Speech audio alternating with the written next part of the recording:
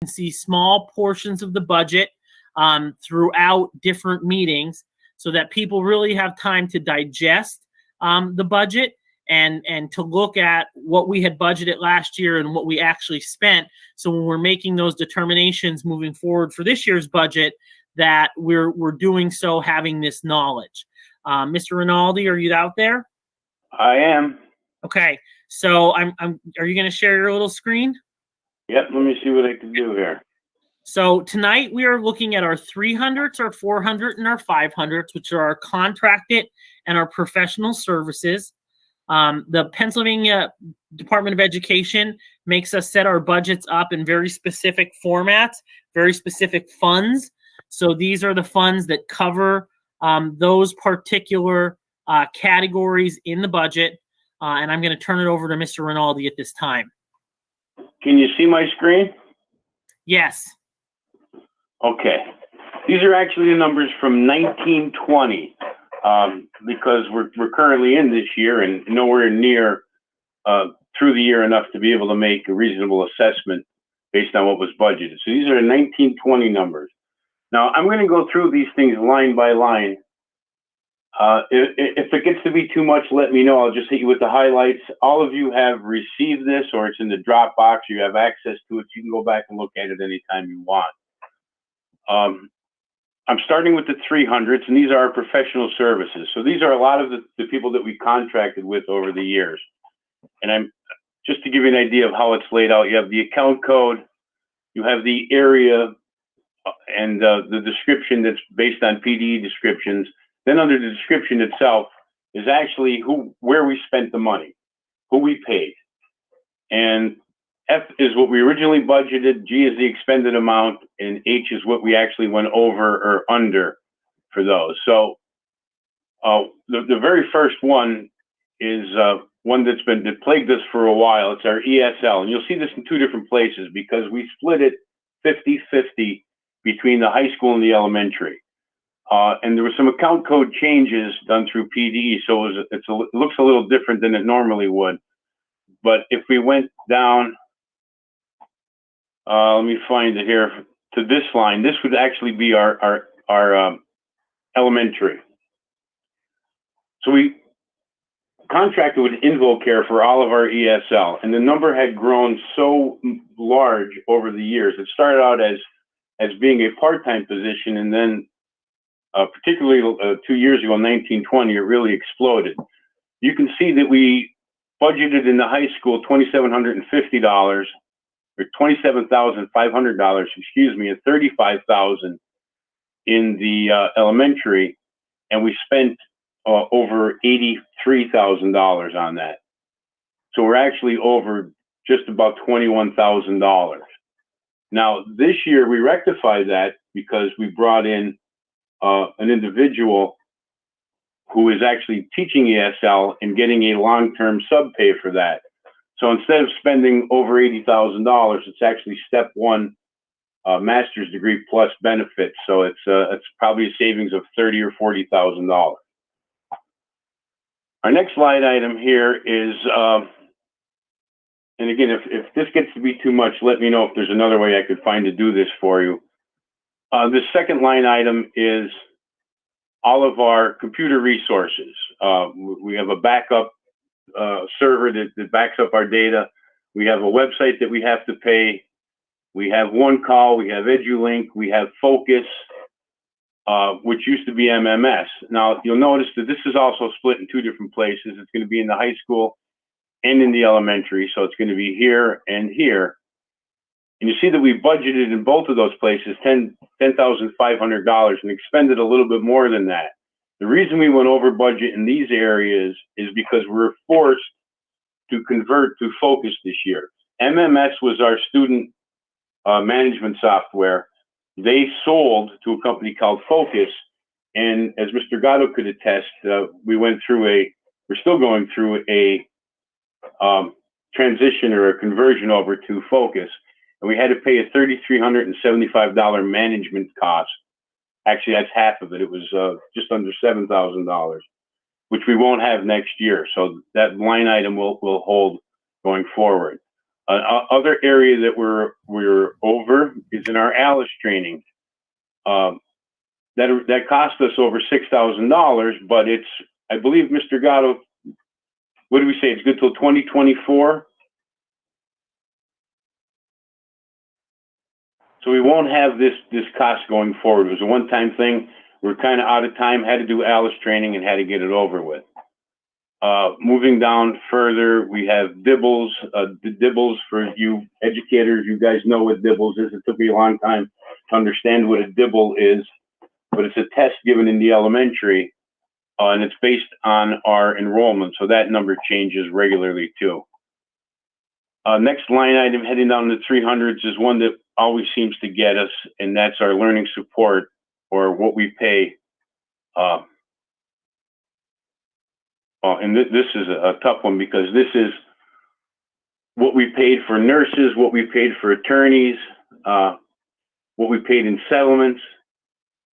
You can see in here that there's a Drew Christian settlement, Heather Holtz settlement, a couple other settlements in here that the settlements alone in this line item are $90,000. These are special ed lawsuits. We have to adjust this. It's just very, very difficult to gauge on what we're going to need going from year to year. So this is an area that the superintendent, myself, and Ms. Hopkins work on regularly. Hopefully we won't be seeing this $90,000 increase in settlements. Hopefully, I think we have that under, I believe we have that under control. Next line item is for IEP Writer and AIMSweb. We know what that costs us. That's also based on enrollment. You can see the numbers there. We have that budgeted fairly steadily. This early intervention hit us out of nowhere 2 years ago. That number jumped up significantly, so we have to make other arrangements. I'm sorry, did somebody say something? There's another area that hits us pretty hard, our Friendship House social worker. Aaron, you could attest to this. This has increased steadily since you've been here. The amount of students that are seen by the social worker on a regular basis. Yeah, she's an extremely necessary and valuable part to this school staff, though. But very difficult to gauge and to estimate what it's going to be year after year. It's been growing exponentially each and every year. These two line items right here,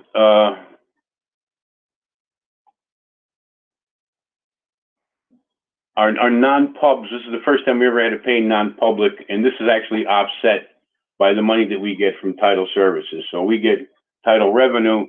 This is offset by that title revenue. Here we just have the postage that we use for our Terra Nova testing and some other scoring that is done. That's pretty standard. That's based on the number of kids we test. We have a pretty good idea year after year what that's going to be. Next line item is our SAT tests. Guidance tells me how much they're going to need each year, and we budget enough to make sure we can cover those. Other purchase services. This is other testing, but you'll notice that due to one of our special needs kids and one of those difficult cases that we have, they called for independent evaluations that we weren't prepared for, to the order of just over $6,000 that we had to pay for out of this line item.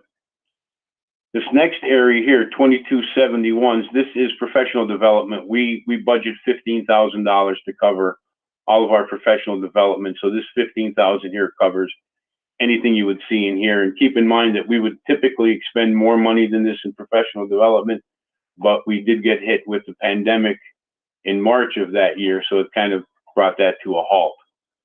Our next line item is our internal audit. We know what that's going to cost every year. We usually sign a 3-year agreement, so that there's no surprises there. Realty transfer tax and Berkheimer, these things are offset by the income that comes in. We just need to book the expense. So you don't see an expense booked in here because it's offset by the income. And the government software services prints our tax bills. That's pretty much the same every year. We know how much we're going to expend in our tax bill printing. This is another area that plagues us from time to time. It's our legal services. You'll notice some of the names in here ring a bell. The one that probably doesn't is this one for $1,750. That was a charge that we had to close a tax anticipation note. And then you'll see that right at the end of last school year, we paid for we paid our share of the appraisal for a tax reassessment happening at the bottom of Moosic Road. And second to last one on here is our accounting system. That's based on enrollment, and we kind of got a little surprised because at the end of 1920, our enrollment was a little bit higher than it is now. And then finally, one of the things I talked to you guys about a little bit earlier is what it costs us for nursing services. And this is just one of the areas where you're going to see nursing subs, and there's going to be another area in the 400s. Any questions on the 300s before I jump over to the 400s? So before I get out here, what we're typically going to do is Aaron and I will spend some time analyzing this, and we'll go back to you guys with what we think these numbers should be going into next year. And we'll do that for every single line item that there is in our budget. The 400s is purchased properties. It's kind of similar to professional services, but you'll see that there's some differences in here. We have a maintenance equipment, which we didn't expend any money in last year, but we did expend money in other areas of maintenance. You'll see that as we get along, go along to it. Also, part of these two areas come out of this $1,000. EJ Dewar Fun Day and the Spring Fling are paid for out of here. And at the end in March of 2020, we ended up having to buy Chromebook insurance for the Chromebooks that we had to lend out when we had to go virtual on the flip of a hat. So those two numbers are taken out of this budgetary item. Next line item is our copiers for the high school and the faculty. We know what those cost us each and every year. This line item is where we put our graduation services, and we went over a little bit in this one because if you remember, last year's graduation was quite different from what we're used to seeing around here. And we had to rent screens and sound systems and things like that. So we expended a little bit more than we normally did, but I think we'd all agree that was necessary to be able to pull off that graduation. Then we have our elementary office and faculty copiers. Again, we know what that number is. These two items here, NCS Pearson is I believe is a testing system that we use. You might remember that we increased these line items in the current year budget that we're in now because this was a new fee that wasn't anticipated before. Here's the special education copier. Then we always budget for the equipment in home ec to get serviced as needed. Didn't get serviced last year. It usually happens in the spring. And of course, we weren't here in the spring, so we didn't have that stuff taken care of. Leadership program, I think we'll see that someplace else too. 2310-450 is our Section 125 and 403B plan. These are offset. This expense is offset by payroll deductions that come from the people that partake in those plans. Then there's the superintendent copier lease, our PenLink access. Here, this is another area where we see, typically we spend about $100 to calibrate our medical audio visual equipment. And what we threw in here last year was we had to find a home for some of these nursing subs. And this is one of the line items that we put them in. I talked to you guys about that earlier, about what the cost is for actually contracting for nurse subs. Much more expensive than if you just fill that position through your CBA or as a long-term sub as we're doing this year. Business office copier lease is right here. Then we get into some of the maintenance items. Our garbage service, we're over by about $70. I think that's pretty good. Our snow removal is a crapshoot. We never know exactly what we're going to spend on snow removal. there's really no way to be able to tell. Our uniform and linen service is pretty standard. Our gas has been really manageable. However, we do have to get into those commercial contracts where we have to contract with somebody like Constellation, and we always try to keep away from market price and try to keep tied up in a low risk contract with those guys.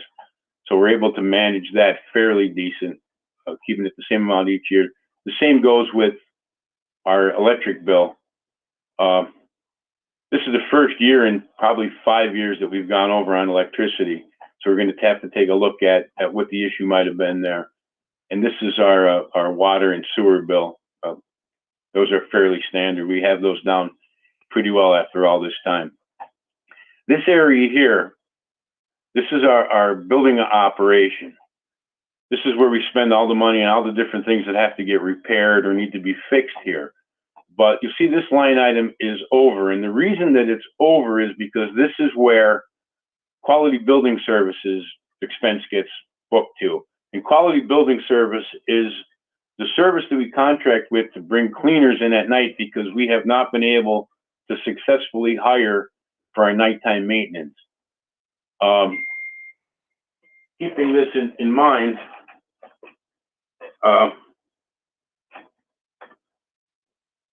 if we had hired 3 additional people, it would be more than the $65,000 or $66,000 that we spend with quality building service. But this line item would not end up in, or this expense would not end up in this line item, and you'd see this being more in line. One thing that JP and I have got good at over the years, or maybe somehow we've both learned each other a little bit, is we usually are able to stay within our budgeted amount here. We keep an eye on it as it gets close to the end of the year. We know what we can spend, but there was no place else for us to put building services in here, so this is where it ended up.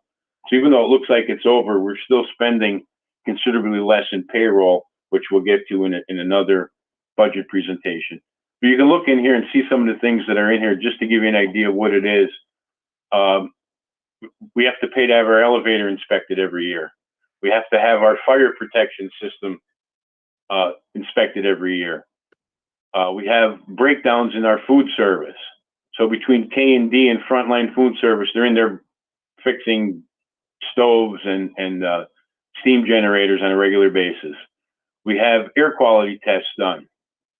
Mechanical service company manages our generator, our emergency generator should the power go out. Merigi Industries takes care of our exterior, does our patching and our blacktop. Miller Flooring is our contract to maintain our gym floor.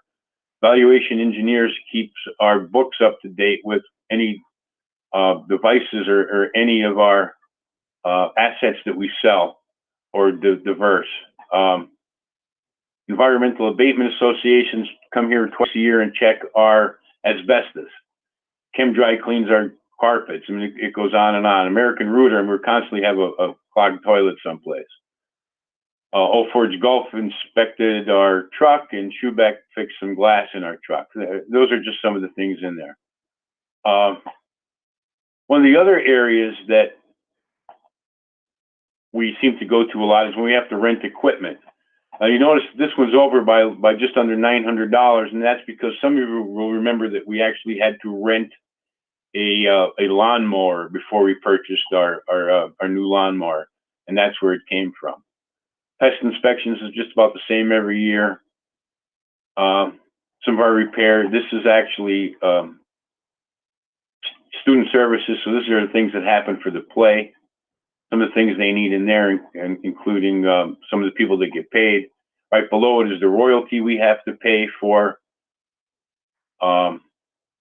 whatever play we decide to put on. Then we get down here into, this is the stadium, or what we're spending at the stadium.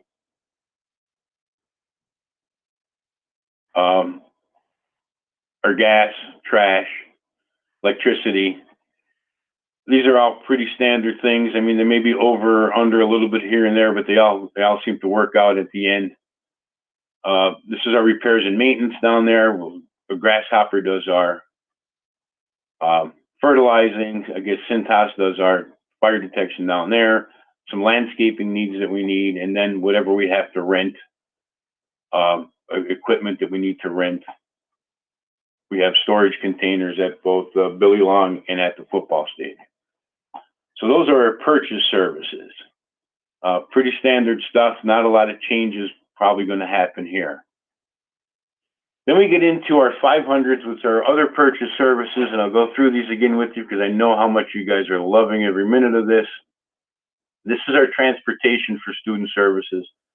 These are when we send kids to our tech class goes to Highland Associates, or we have a pre-med seminar at the Woodlands.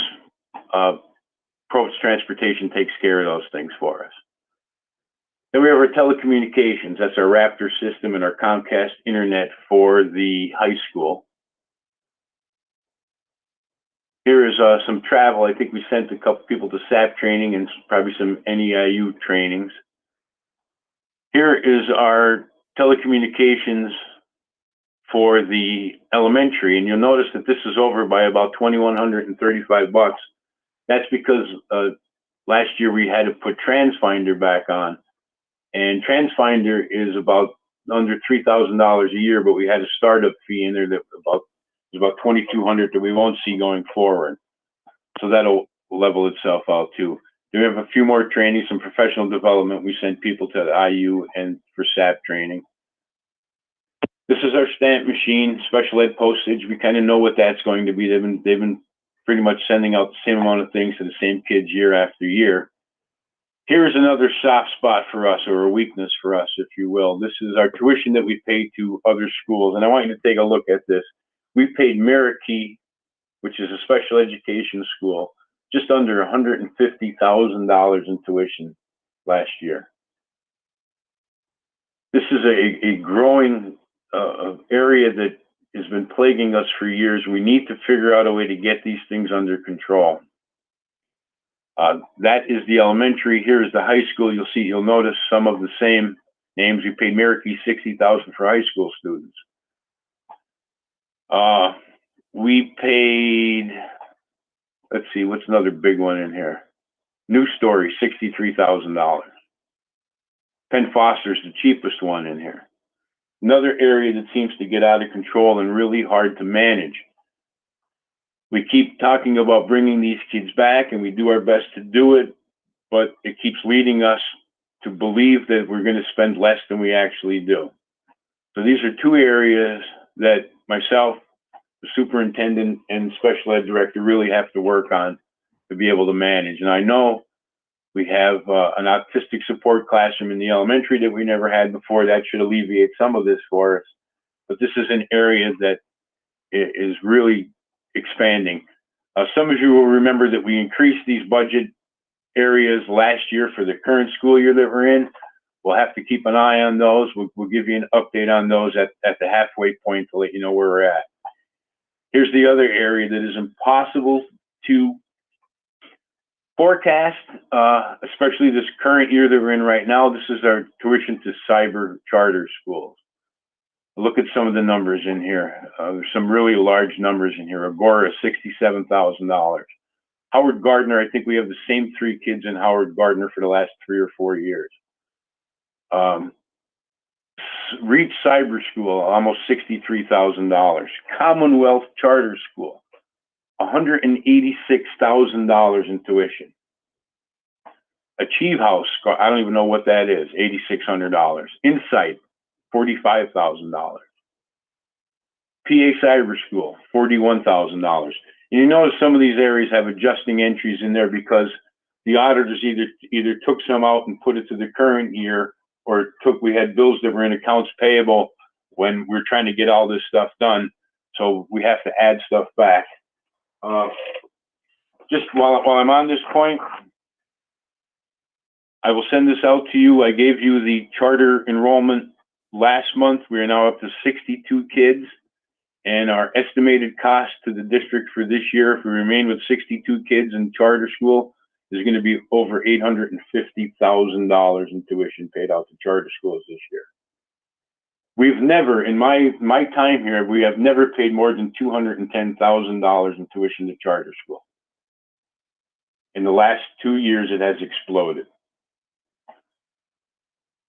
Here's our VOTEC. We know how many kids are going to VOTEC. We have a pretty good idea what that's going to be, so we're able to manage that. Here's our alternative out. This $35,000 covers these areas here. So although it looks like these were under budget, they're being covered by the $35,000 that we budget for that. Elementary and high school guidance postage. You can pretty much add the two of these together. That's what we spend each year. Last year, we sent more people to the PIMS conference than we normally do because we sent our IT guys down there too, so that's why that's a little over budget.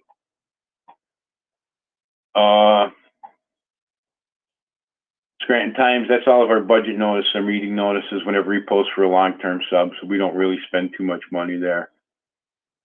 Here's some more of our government software services. They do some other things for us besides mailing out our bills, our tax bills. Here we sent, I believe we sent the superintendent's secretary last year to the PIMS conference in Hershey.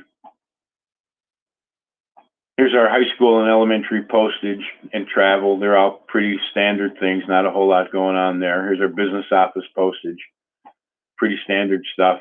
Business office travel, nobody's allowed to go anywhere, so we never spend any money there out of the business office. Here's another area that we took a little bit of a hit in. This is our insurance. This is our total insurance policy for the whole district.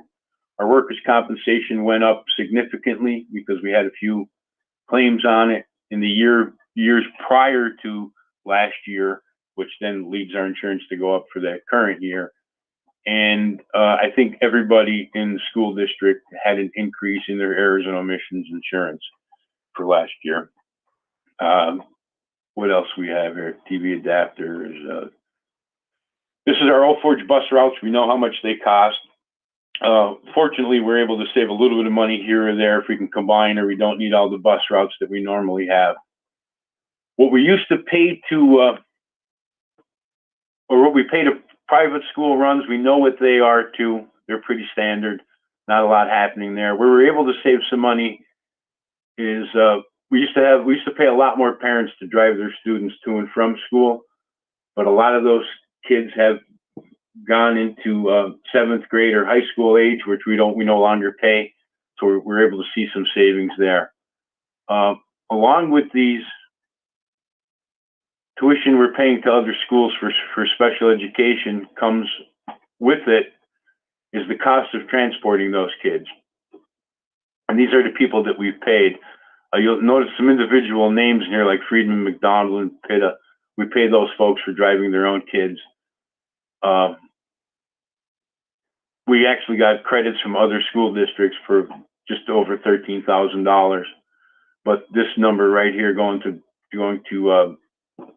DKB Transportation is Probst, Reliable, and Grace Colino. The number of kids we're transporting to these other placements is growing astronomically, along with the cost of the tuition to those schools. So we're seeing those costs increase also. Here is our scholastic teams, cheerleaders, sports competitions, paid to Probst Transportation. We kind of have a general idea. We know how many games we play every year. We know what it costs to transport those kids. We also saw a slight increase in our athletic insurance. And part of our athletic insurance offers the parents of students that happen to get hurt during athletic competitions or practice the ability to get insurance for those things that their insurance doesn't cover. And we've seen an increase in last year in the use of that coverage. Not so much this year. I haven't seen it at all this year, but we saw an increase in that use. And then we have the stadium telephone and internet service. These two are coming from the same provider. So I kind of ran through that because I know you didn't want me to labor over it any longer than I needed to. If there's any questions, I'll be happy to answer them, but I will remind you that you do have this document available to you so you can look at it over the Thanksgiving break. You can spend some time reading it. and then you can hit me up with any questions you might have then. That was a joke. Nobody even smiled. Brian, like Wednesday night now that everything's closed down, you think we could talk on the phone about this, right? Absolutely. Okay, well, I'll give you a call. Anything you need. Okay, so okay, go. Some comment? Doc. Yeah, the big mouth is on the line now. You're showing reconciliation from 2019-20.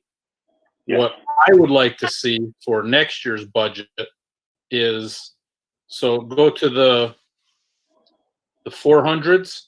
So Yes, sir. with all the detail in that one maintenance thing. Right here? Right. Instead of just when you're going to present us with the 20 or the 21-22 budget of whatever that number is of what your budget is going to be. So this year it was 65,000. I would like to see the detail of we're planning to pay Quality Building Services $70,000. We're planning to pay Merigi Services $10,000. And then at the end of that following year, you come back and say, oh, look, we spent on Quality Building Services 65,963. So there's reconciliation there. We actually had to pay Merigi, I lost it, 8875. Not just the whole number. So the board has a choice in cutting things out that while you or JP may want to fervently say, oh, we do this year after year, we need this year after year, the board has the choice to decide, okay, trim $5,000 off that part because we're going to spend $5,000 somewhere else. Got it. Okay? Now, Doc, a lot of these things are reactionary. Again, the discretionary fund, I understand. Like you could say, oh, well, $10,000 out of the $70,000 budget is for, we know if something breaks. We know that we go get, right. Well, I guess we don't get Income Ace hardware anymore. We run for this, we run for that. That I understand. Okay.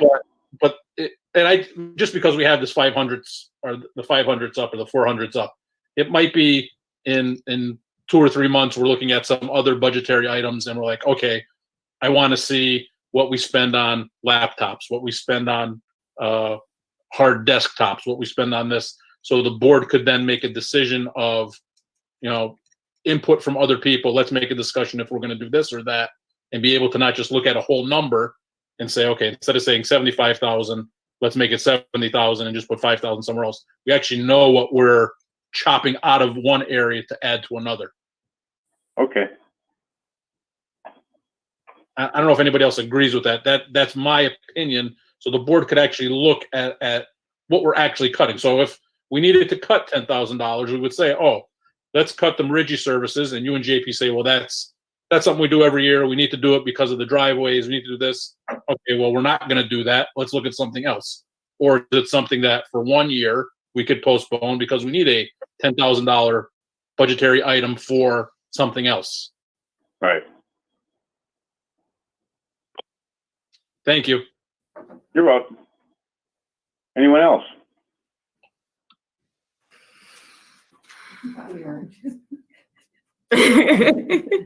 So, Brian, the next time we're going to be going over the 100s and 200s, which is pension and benefits. Yes.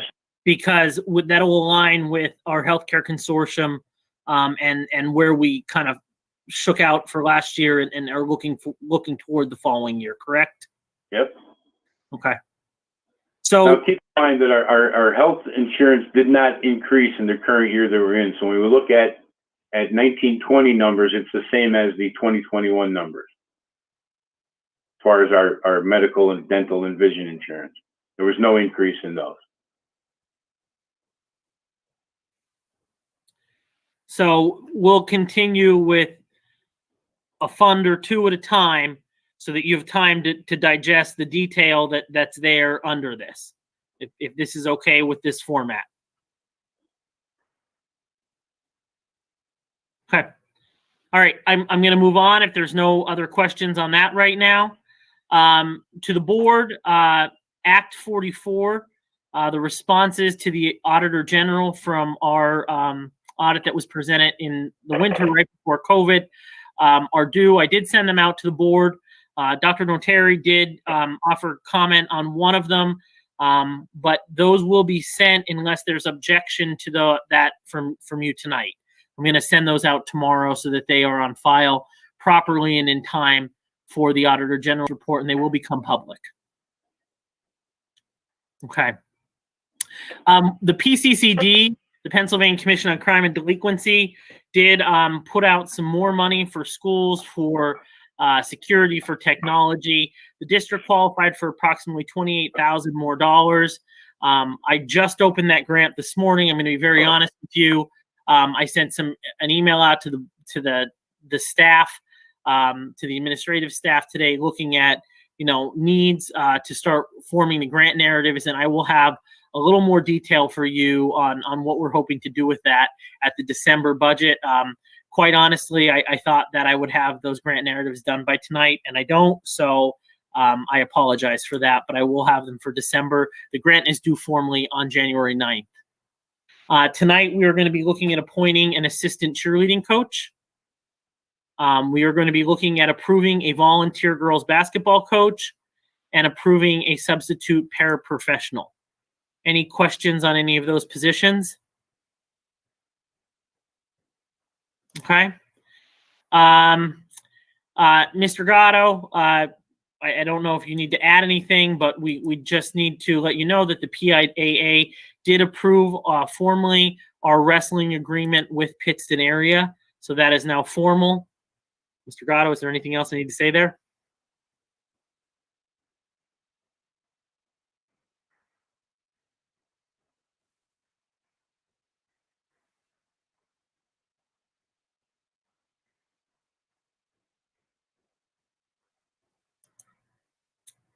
The next one is the use Wait, of. Lauren, I'm sorry, I have to go back a second. Sure. The AG responses, we're sending them as presented? As presented I to you. forget where we ended up with that last conversation. That's good with everybody? The only one who I spoke with and I had follow-up conversation with was Dr. Rob. And he expressed where his concern was. Shocker. So, Okay, I just wanted to make sure that, okay. so Sorry. that they are in your Dropbox on the formal form that will be sent in. So you have those for review. I'm going to try to get those in tomorrow before we leave for Thanksgiving recess. I'd like to have that box checked off so I know that it was completed and submitted on time. All right, thank you. The next conversation is the use of virtual days on snow days.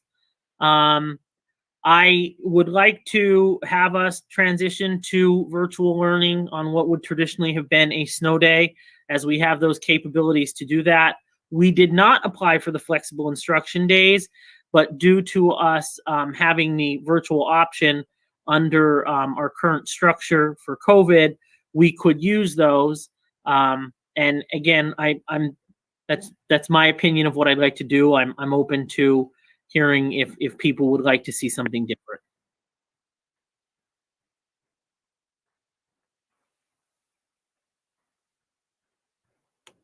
I'm fine with that. My school is also doing something like that, and we're thrilled to be able to count those as instructional days and move forward towards June. I don't know how the teachers here feel, but if they had a different opinion, I'd be willing to listen to that. Yeah, I'm not. This is me presenting this. It doesn't need a formal board vote, but it's something that I wanted to bring up publicly. I didn't want to make a decision in the darkness of not saying what I think that we should do for this year. I love a good snow day. I'm not going to lie to anyone. I usually cook on a snow day. I get really excited on a snow day. We're just in a different world this year. Sounds Yeah, I'm like okay a with good that. idea. Yeah. The next one, the next one I'm going to go together. So, yesterday at 1:45 in the afternoon, Governor Wolf and Dr. Levine put out new information to schools on guidance. Part of that now is that school district must submit an attestation form. This attestation form must either state that during substantial transmission, we are going along with the recommendations and we are going to virtual instruction. Or if we choose to go against that, we have to make sure that we're conforming to all of the mandates with mask wearing and contact tracing and shutting down under certain situations that are there. I believe, and I've been very open with the board, that we need to be in virtual instruction during substantial transmission. Now, 3 weeks ago, when we had this conversation, Old Forge was in a much different position. At that time, I stated very publicly in a meeting that we had not been directly impacted. We had some people who had to quarantine because of testing at that time, but we didn't have anything positive. That has changed dramatically. We now have multiple people in our school community who are quarantining because a direct member of their home, someone with whom they cohabitate or a family member, is positive. We also have a positive case within the building. In addition to that, the positivity rate across the state in Lackawanna County and in Old Forge is increasing. The district needs to follow the recommendation and move to virtual learning during a substantial transmission and remain there until, as the guideline, the recommendation says, we have 2 weeks of moderate transmission, and then maybe we may return to our hybrid schedule. So that is what I am bringing forward to the board tonight. With that, due to the increase of cases within our Old Forge community, what we're bringing forward to the board is that we suspend athletic activity until at minimum Monday, December 14th. This allows, after the Thanksgiving holiday, 14 days, which would be the quarantine period, to pass. And then we would look at that time to see if it is possible to resume winter sports. And again, I don't want to take opportunity away from anyone. That is not my goal. However, folks, like I said, the game has changed. The virus is here in our community. It is in our school. And we need to make sure that everybody is safe. That's our students, that's our staff, that's our coaches. Everybody is safe. So we would be looking right now at, again, moving to full virtual learning until we are in a 2-week transmission, stopping all athletic activity till at least Monday, December 14th. And that allows for a 2-week quarantine after the Thanksgiving holiday, where everything we're hearing right now is the concern over the Thanksgiving holiday. With this, there would be a few changes to our current health and safety plan. And I'm going to share those with you right now so that you can see what they would be. Give me 1 second.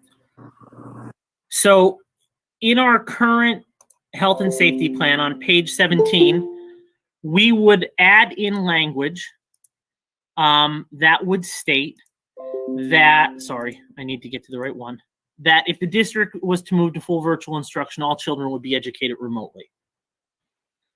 We would also add into our health and safety plan that if the school moves to virtual learning, combination meals of breakfast and lunch would be distributed on Monday and Wednesdays.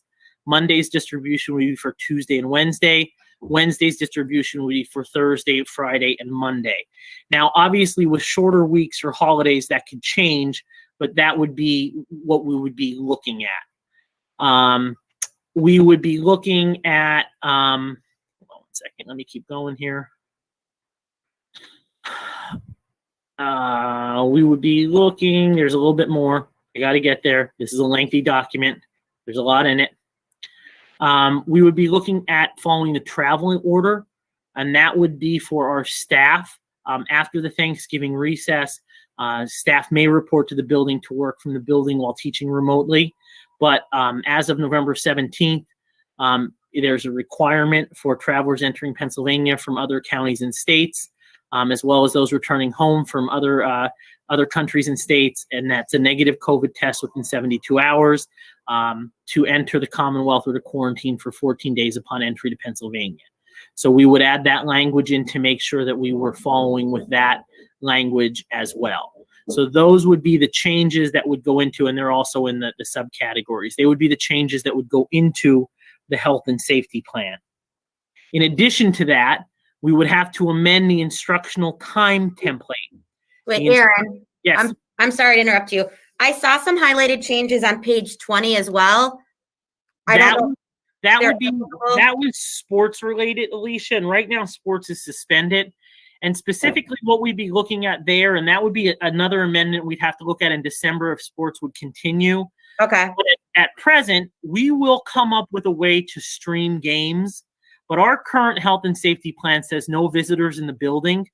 We're going to keep under that right now. If staff Okay. is reporting to the building, we're not going to have anyone in here right now with the Okay. current transmission rate and positivity rate that's taking place.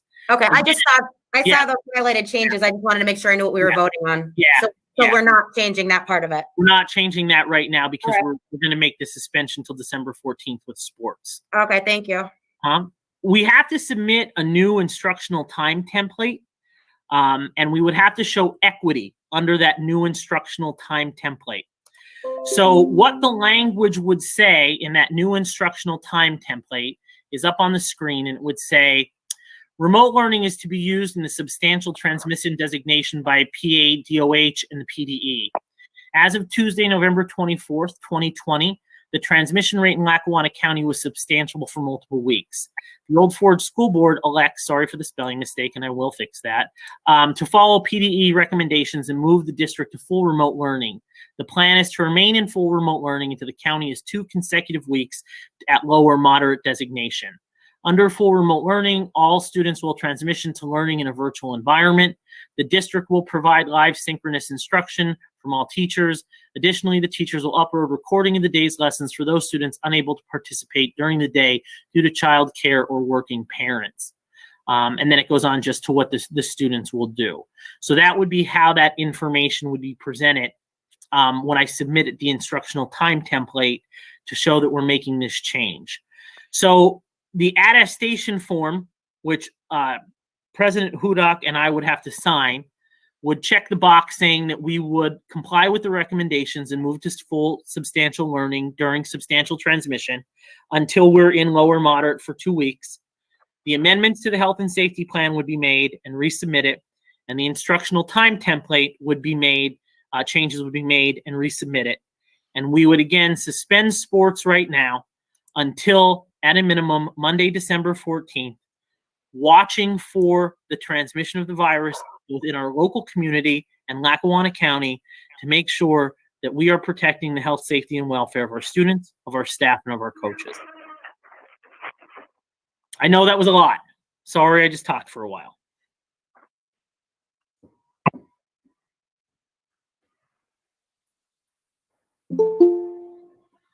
Looks good to me, Aaron. Thank you.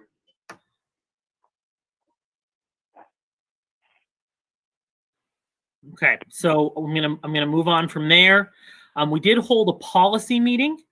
Our policy meeting committee met, and I can't even remember the night right now, but we have a number of policies that we are going to do a first read on for adoption.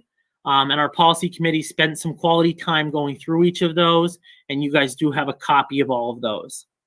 And then the last thing that I do have on there is a proposal for the meeting dates, which would be ratified at the organizational meeting. But I did put them together for you to possibly look at the meeting dates. I know last year, Dr. Rob, you caught that the Riverside basketball game on fell one of them. We moved things around a little bit.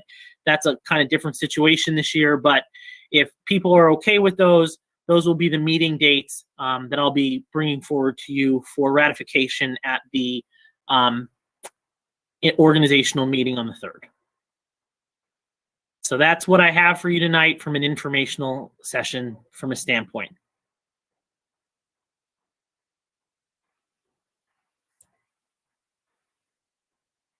If we are okay with all of that, Is Mr. Moe still in the meeting? Or actually, I guess Mr. Gatto, do we even have sports scheduled for the winter? I'm here.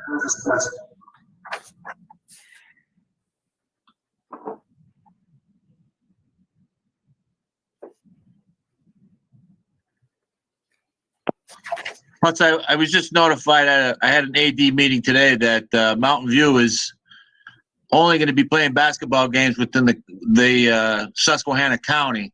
So now that puts a damper on our openers on January 4th and 5th in our division. So the schedule is going to change, and between junior high, freshman, and varsity, everything is going to change probably 3 more times. Thank you.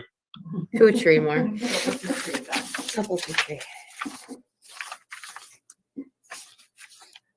Okay, the only other thing on the agenda for the work session was the approval of the normal things, agenda, minutes, treasurer's report, list of bills, and athletic report, if there's any questions on any of those.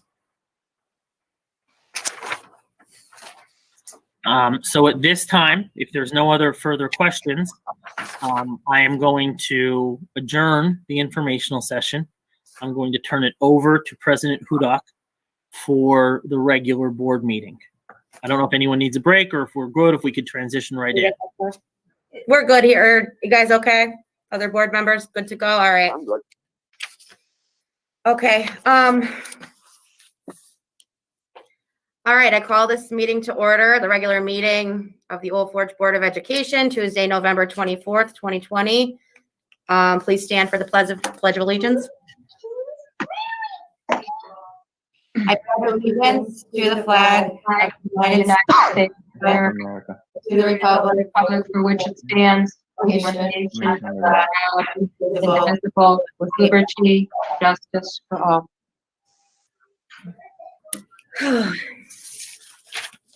Mrs. Shotwell, roll call, please.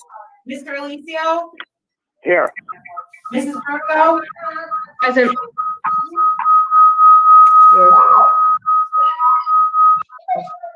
Mr. Perry? Here. Mr. Guida? Here. Mrs. Dean? Here. Mr. Petrini? Present. Mr. Thomas? Mr. Thomas? Okay. Dr. Notary? Present. Mrs. Hudak? Here. Non-voting board members, Carolyn Aversa? Here. Brooke Greenko? Here. Natalie Nareski? Here. Administrators, Dr. Keating? Here. Mr. Otto? Mrs. Deacon? Here. Mrs. Hopkins?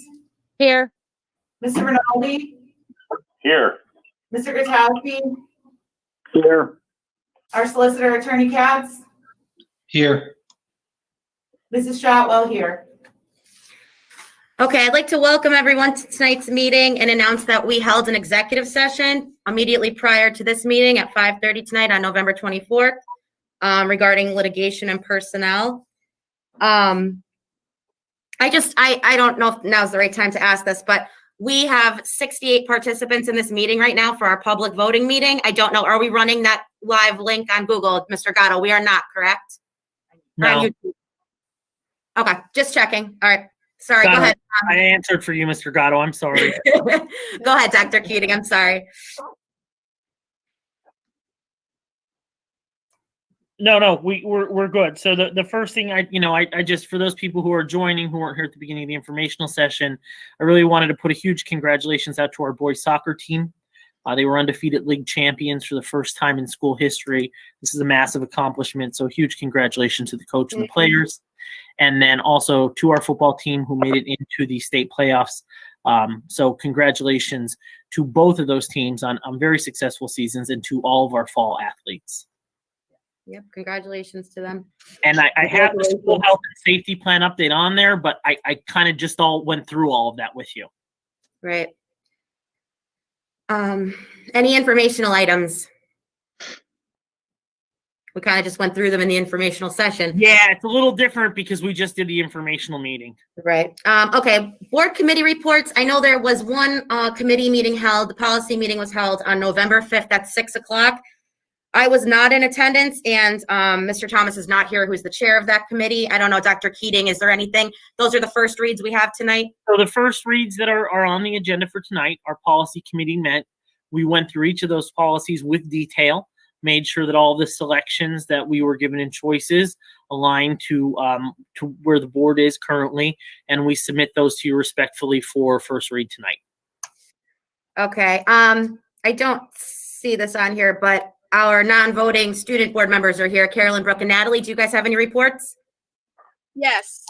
Recently, fall sports have successfully concluded during this pandemic. For the junior class, our first Gertrude Hawk fundraiser is due on November 30th. I have no other news to report of at this time. Thank you. Thanks, Brooke.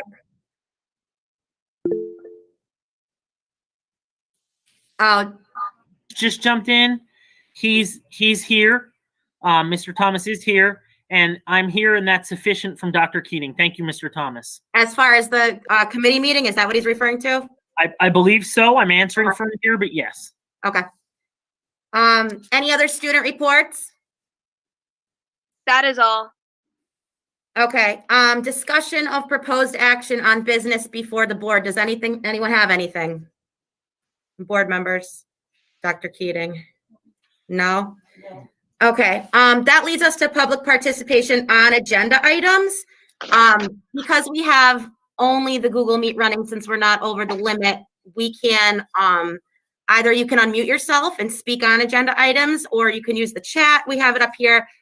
We also set up an email address in the event we did need to live stream from YouTube as to not have to use that chat feature anymore since it became compromised. Jenna, do you have any emails from, No, there's been no emails received to that address. no emails have come in. I don't know, give it a minute or two if anybody wants to unmute themselves or type any questions in the chat on anything that has to do with the proposed action of business on the board, any agenda items.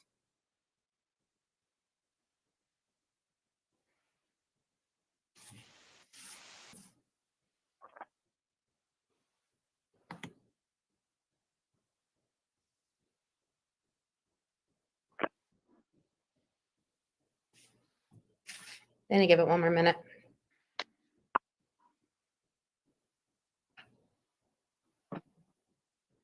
Bueller? Bueller?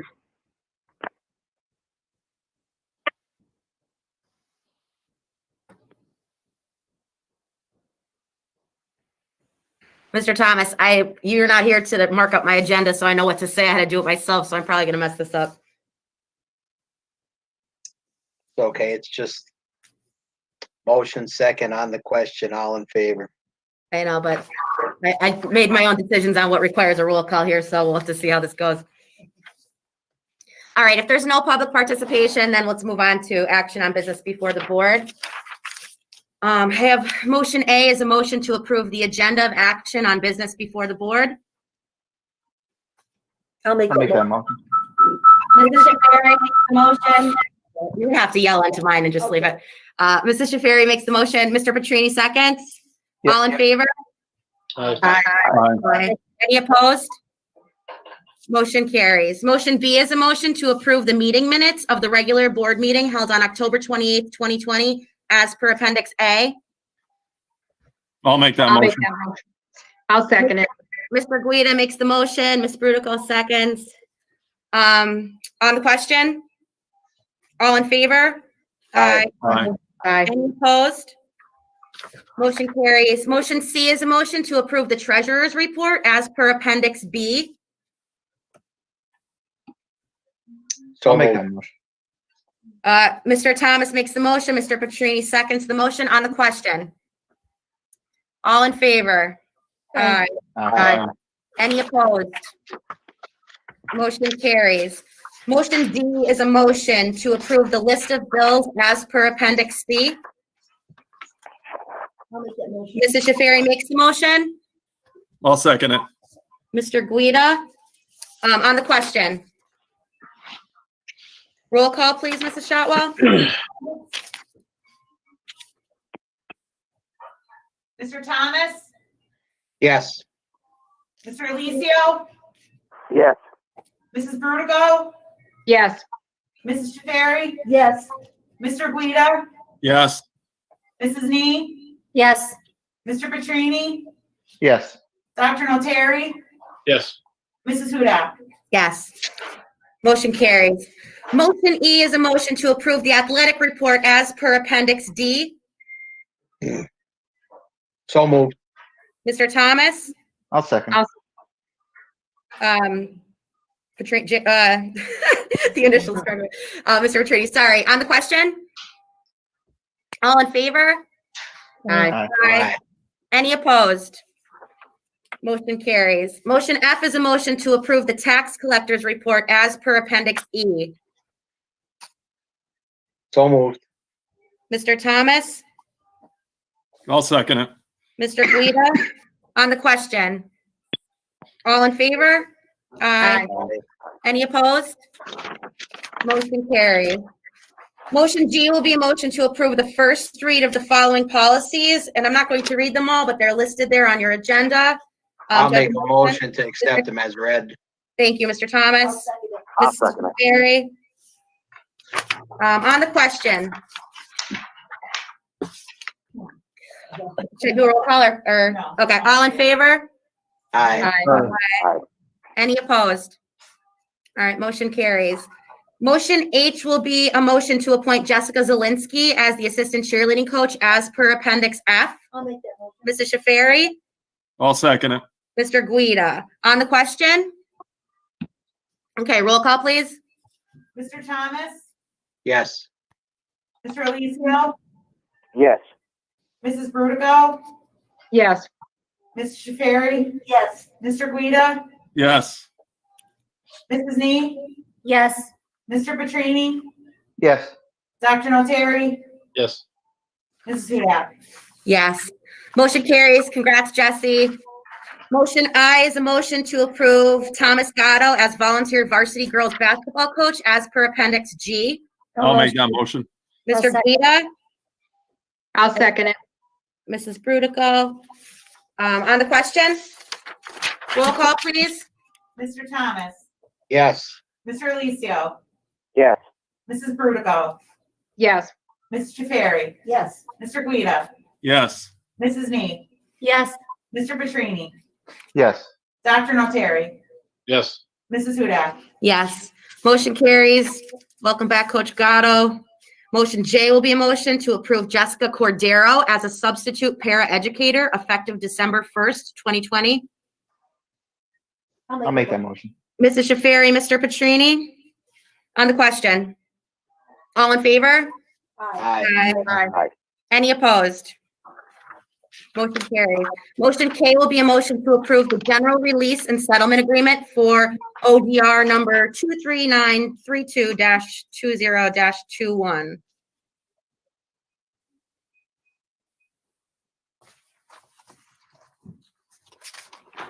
Anyone would like to make that motion for motion K? I'll do it. I'll do it. Mr. Alicio makes the motion. I'll second it. Mrs. Nee, on the question. Roll call, please.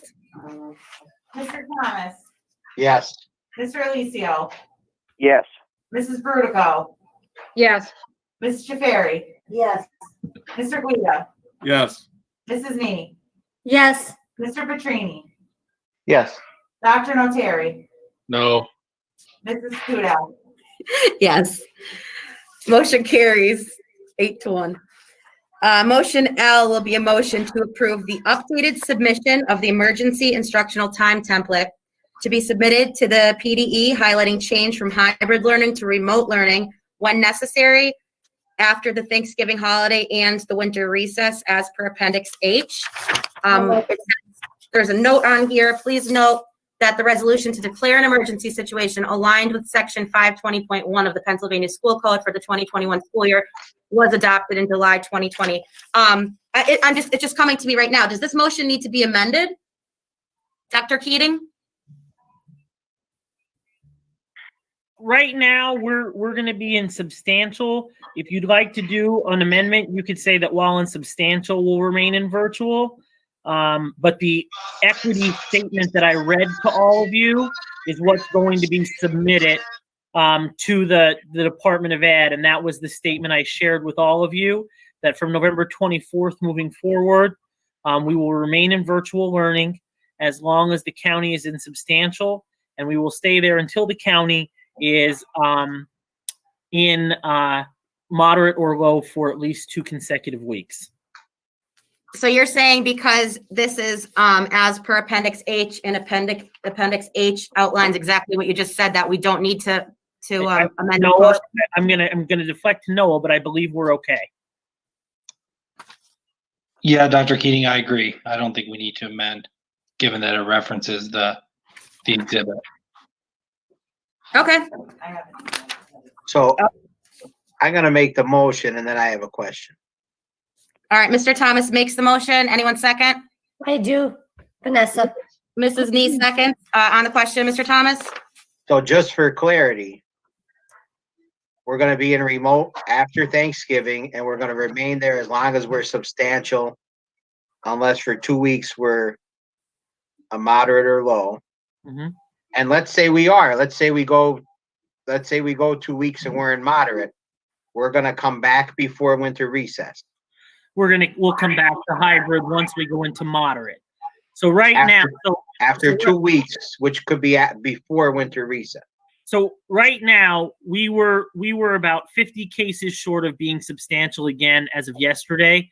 I didn't see today's numbers because with all of the information that was sent from the Department of Ed and Governor Wolf yesterday, I was like a dog chasing my tail today, trying to make sure that I was competent on everything or as competent as I could be in 24 hours.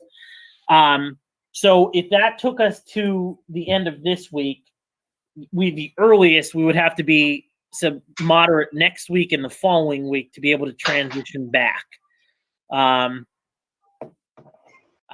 I would love to be optimistic and say that could happen, but everything that they're projecting at this time is not leaning toward that. I'm not a pro. If I could, unfortunately, if I could see the future, I would be picking lotto numbers for all of us right now.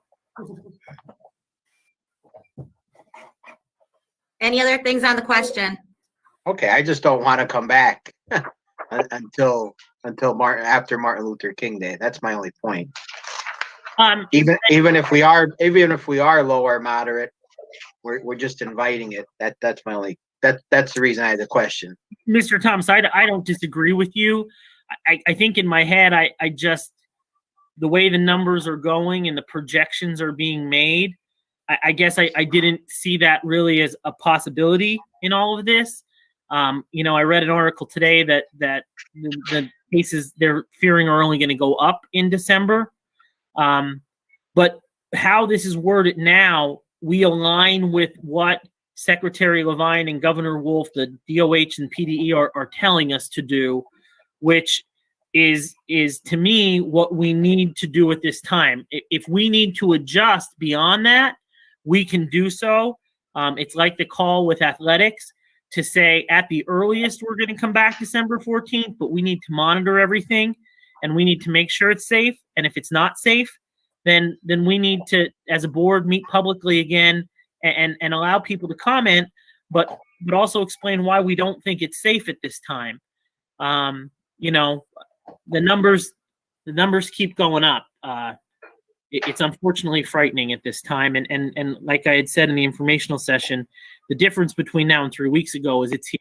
It's in our district. I just favor giving everybody the notice right now. Hey, we're done until after Martin Luther King, and we'll look at it again prior to that. I guess the way I looked at the language was I was trying to keep in line with that recommendation. That if we moved back in, then we would be able to move back to hybrid, like the recommendation says. And the change here is, when we were originally talking about this, that attestation form didn't exist. And unfortunately, it was a little bit of a whammy to release that at 1:30 or 1:45 yesterday afternoon, 2 days before the Thanksgiving holiday.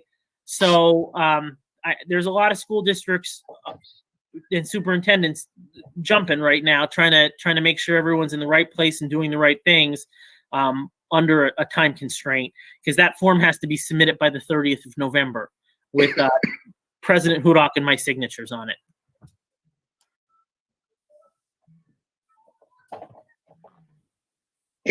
It's just disheartening that the Commonwealth can't tell the left hand what the right hand is doing, because the governor's out announcing there should be in-school instruction last week, while the secretary's saying that everybody should read remote.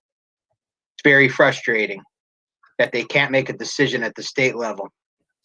And then they send conflicting information. If they don't know how to do their job, well, they should take up President Trump's recommendation and resign.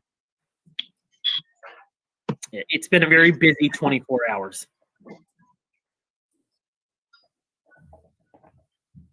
Chris, any other questions? I don't have any other question. I'm gonna vote no on the motion, but I don't have any other questions. Why are you voting no on it? Because I don't think we should come back before Martin Luther King, and we should just tell all our parents right now. All we're doing is telling them now, you're out there for a 2-week period. It's not gonna be good after Thanksgiving. It's not gonna be good after winter recess. There's 7 school days in between. And if we did come back and we're not substantial. So it's to me, I'd rather give them all the information up front. Here it is. Go get it. You're on your own for the next 7 weeks at home. Figure it out. Now we're keeping them on. They're going to follow Mama Mainline. I think that, like Aaron said, if I could pick out lottery numbers, if I could predict the future, but I think we're all as a board in agreement that we don't foresee us being able to come back before that date. I don't either, but we're going to have to keep updating them as it goes along. I absolutely, I will be able to do that every Friday at noon. The numbers are released. Right. So every Friday when it's substantial, you just tell them, okay, if we were the 14th, we're already at the 21st. If it goes beyond the 21st, okay, we're already into the new year. It's just going to be the same thing. But anyway. Anything else on the question? Okay. Roll call, please. Mr. Petrini, Yes. Mr. Thomas, No. Mr. Alicio, Yes. Mrs. Bodwell, Yes. Mrs. Treveri, Yes. Mr. Guida, Yes. Mrs. Moon, Nee. I was trying to hit unmute. Damn, sorry. That's a My yes. answer is yes. It's yes. Dr. Perry, Yes. Mrs. Huda, Yes. Motion carries 8-1. Motion M will be a motion to approve the updates to the health and safety plan as per Appendix I. No motion. Me. Vanessa makes the motion. I'll second it.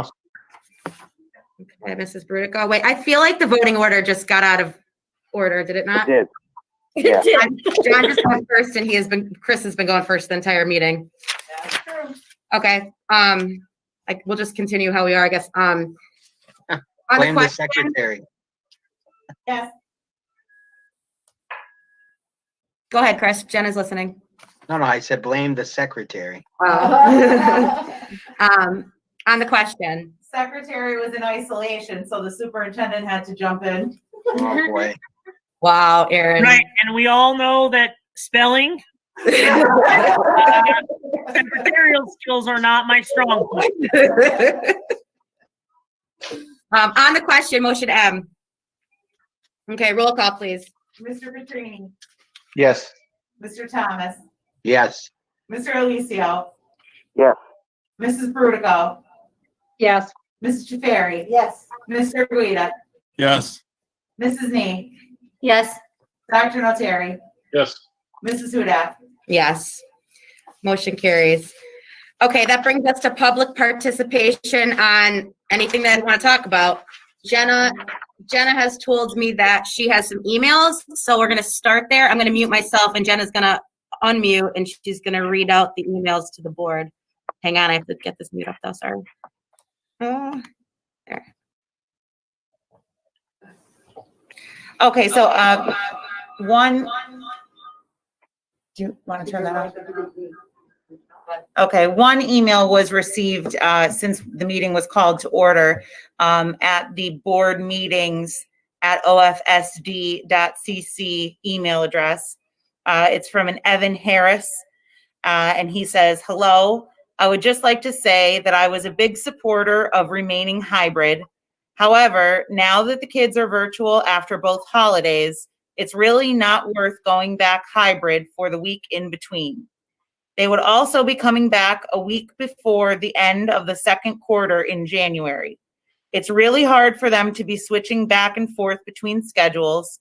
I would just say, make the decision to be virtual until the end of the second quarter. It would be easier on everyone. Evan Harris.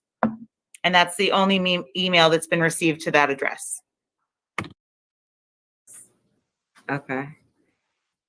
That's very reasonable, Evan. Oh, wait, I don't have a speaker on. Do I have it on now? Okay. Were people talking? I don't know if I heard anything. Just me. Oh, what did you say? I thought I heard your voice. All I said it was that was a reasonable assumption to make. I wanted to use the word ascertainment since it's been popular the last 2 days. I'm gonna, Jenna has another email. I'm gonna leave my volume on. You just unmute. Jenna, I just read through this email. There's some questions in here that might be covered under personnel, and I have absolutely no problem calling this person as soon as the meeting's over and talking to them. But I don't. It might cross into a gray area, and I'm a little nervous.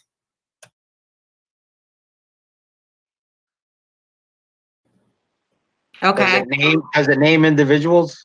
It doesn't name an individual, but there could. I'm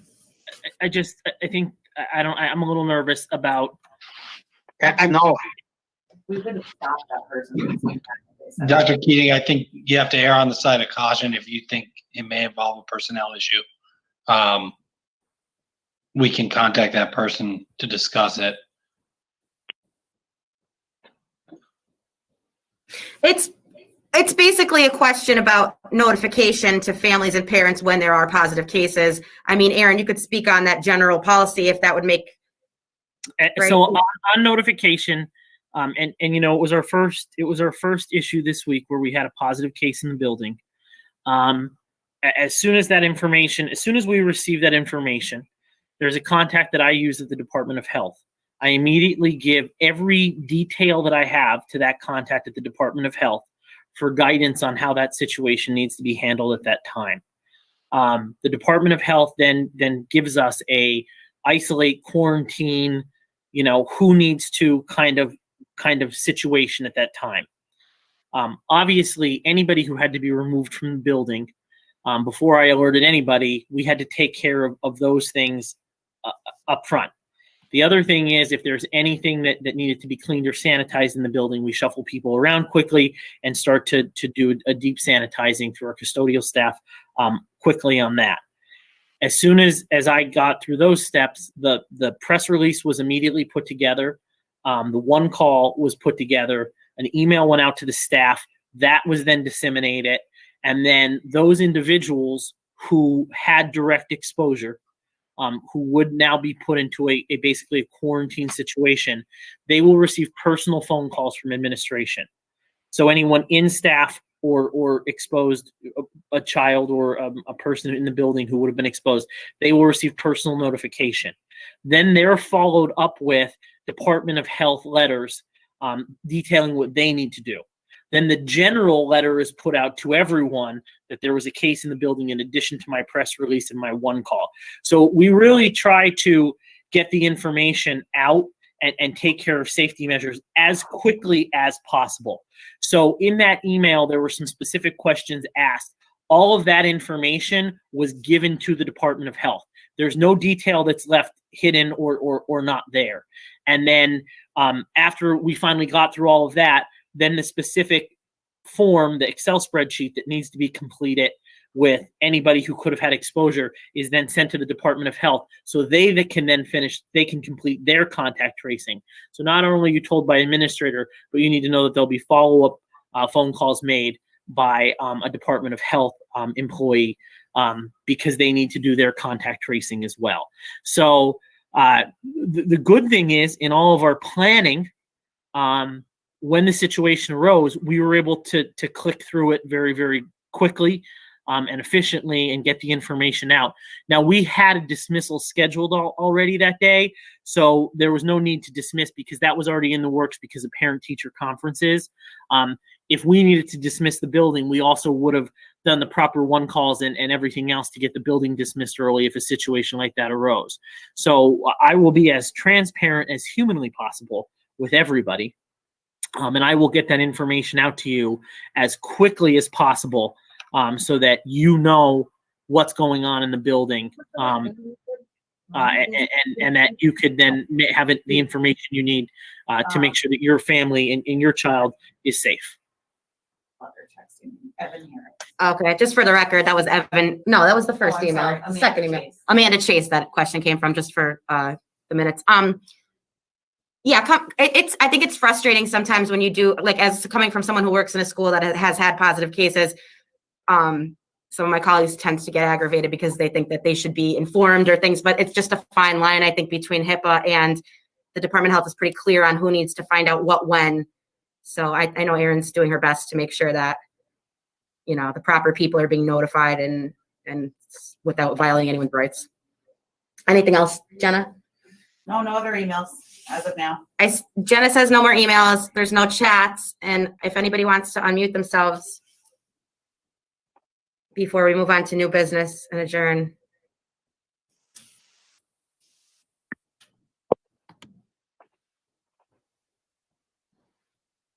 Okay, anything for new business, Dr. Keating? No, our reorganizational meeting is Wednesday, December 3rd, and we will have informational items that we'll also discuss after that reorganization is complete. I'll post the links and all the information out over the Thanksgiving holiday so that people can actively participate in that meeting. Okay, thank you. Any other board members, new business? Make a motion to adjourn. A reminder to the board that we need to go back into executive session. So you need to come out of this meeting and link back into the original executive session.